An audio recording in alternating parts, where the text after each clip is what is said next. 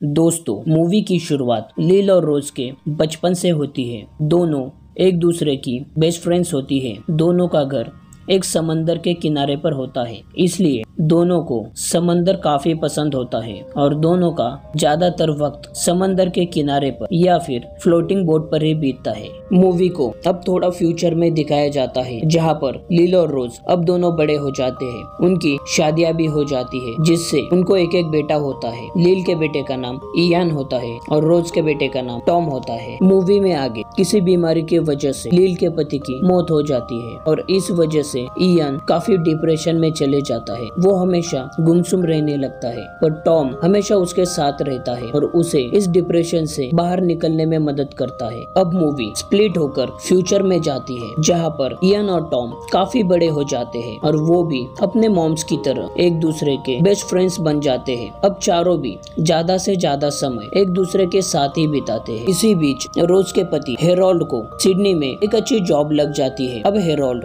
रोज और टॉम को भी अपने साथ चलने के लिए कहता है, पर रोज उसे साफ मना कर देती है, क्योंकि वो इस जगह को और उसकी बचपन की फ्रेंड लील को छोड़कर कहीं भी नहीं जाना चाहती। इसलिए हेरोल्ड अकेले ही सिडनी चले जाता है। अगले ही सीन में रोज समंदर में तैरते हुए फ्लोटिंग बोट पर चढ़ जाती है, जहाँ पर इयान पहले से ही मौजूद होता है। अब दोनों सिगरेट पीते हुए बातें करने लगते हैं, पर इयान रोज की तरफ ऐसे देखता है मानो वो रोज को पसंद करता है। अब रोज के घर पर चारों ड्रिंक पार्टी करते हैं। लील और टॉम उनके पसंदीदा गाने पर डांस करते हैं। वही रोज और इयान एक दूसरे से बातें कर रहे होते हैं। तभी दोनों फिर से एक दूसरे की तरफ काफी प्यार भरे नजरों से देखते हैं। अब पार्टी खत्म हो जाती है। लील अपने घर पर वापस चली जाती है, लेकिन टॉम काफी नशे में होने के कारण इयान उसे संभालने के लिए वहीं पर रुक जाता है। इयान टॉम को उसके कमरे में सुलाता है और खुद दूसरे कमरे में जाकर सो जाता है। तभी रोज अपना काम खत्म करके सोने के लिए जा रही होती है।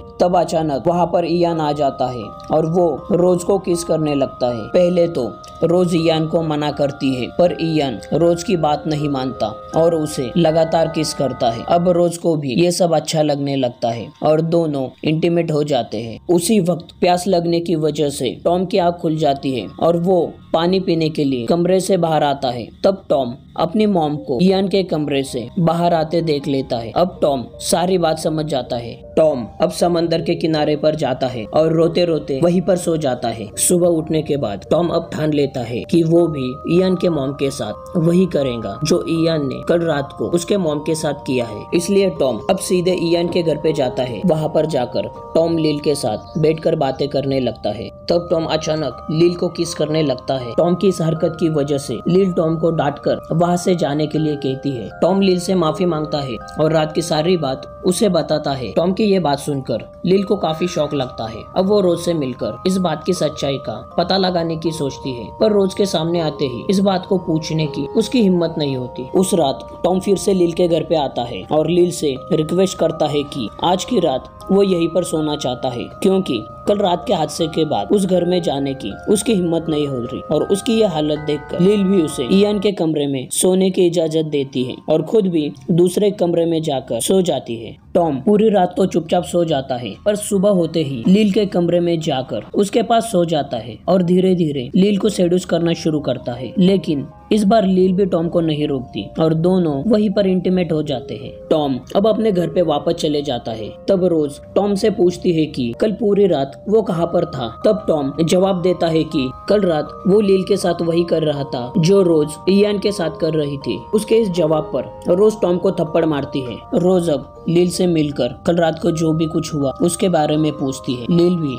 रोज को सब कुछ सच सच बताती है। अब दोनों इस अफेयर को यहीं पर खत्म करने का प्रॉमिस करके वहाँ से चले जाते हैं। अगले ही सीन में इयान रोज से मिलने के लिए उसके घर पर जाता है। तब रोज उसे इस अफेयर को बंद करने के लिए कहती है, पर इयान रोज की कोई भी बात नहीं मानता और वो रोज को किस करने लगता है और रोज भी इयान को किस करने लगती है और दोनों फिर से इंटीमेट हो जाते हैं। वही दूसरी ओर लील के घर पर भी टॉम और लील दोनों इंटीमेट हो जाते हैं। अब रोज और लील फिर से एक दूसरे से मिलते हैं। अब दोनों को इस अफेयर से मजा आने लगता है, इसलिए अब दोनों भी इस अफेयर को आगे भी कंटिन्यू करने का सोचते हैं। इसी दौरान हेरोल्ड भी सिडनी से वापस आ जाता है और एक बार फिर से रोज और टॉम को अपने साथ सिडनी चलने के लिए कहता है, पर दोनों इस बार भी हेरोल्ड के साथ सिडनी जाने से मना कर देते हैं और हेरोल्ड एक बार फिर से अकेले ही सिडनी चले जाता है। इसी तरह अब 2 साल बीत जाते हैं। इयान को लील के कंपनी में जॉब मिल जाती है। रोज और हेरोल्ड का डिवोर्स हो जाता है।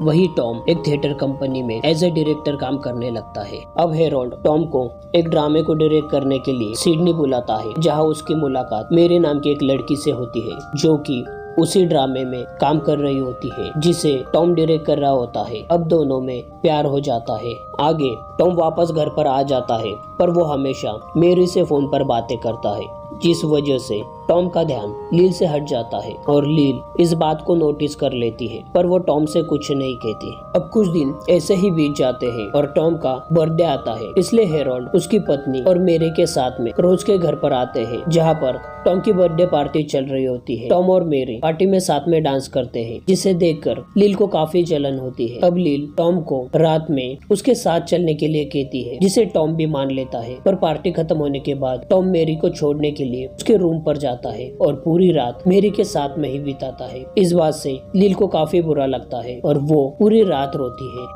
अगले ही सीन में टॉम इस अफेयर को खत्म करने की बात करता है, क्योंकि वो मेरी से शादी करना चाहता है। तभी रोज भी इस अफेयर को खत्म करने की बात करती है, क्योंकि इस अफेयर की शुरुआत उन्होंने साथ में की थी, तो खत्म भी साथ ही में करना चाहिए। लेकिन इयान इस बात से बिल्कुल भी सहमत नहीं होता और वो रोज के साथ इस अफेयर को आगे भी शुरू रखना चाहता है। और उन तीनों के आगे इयान भी इस अफेयर को बंद करने की बात को जबरदस्ती मान लेता है।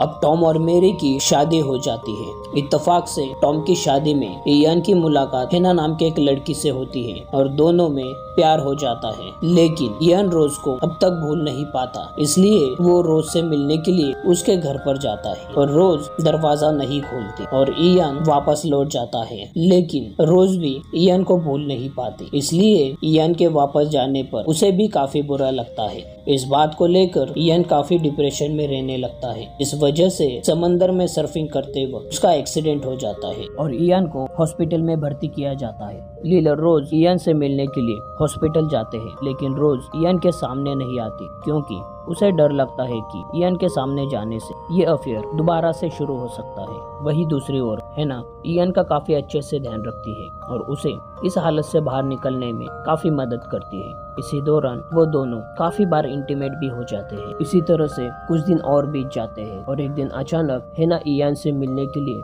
उसके ऑफिस के बाहर आती है और इयान को बताती है कि वो प्रेग्नेंट है, उसके बच्चे की माँ बनने वाली है। अब मूवी को कुछ साल आगे दिखाया जाता है, जहाँ पर इयान और हेना की शादी हो जाती है। टॉम और इयान को एक लड़की हो जाती है और दोनों के परिवार समंदर के किनारे पर पिकनिक मनाते हुए दिखाया जाता है। अब रात में रोज के घर पर सारे मिलकर खाना खाते हैं। खाना खाने के बाद में लील अपने घर पर सोने के लिए चली जाती है। वही टॉम भी टहलने के बहाने से घर से बाहर जाता है।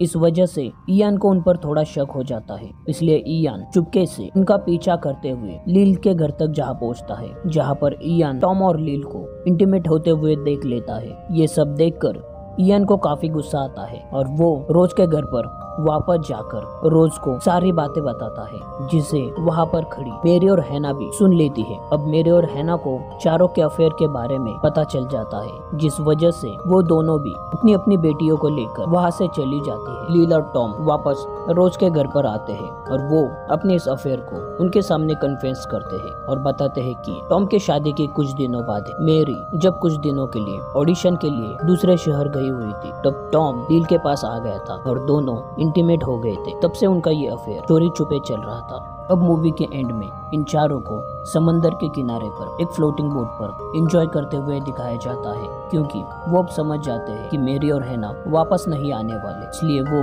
अपनी जिंदगी की एक नई शुरुआत करते हैं और इस अफेयर को फिर से शुरू करते हैं और मूवी की कहानी यहीं पर खत्म हो जाती है।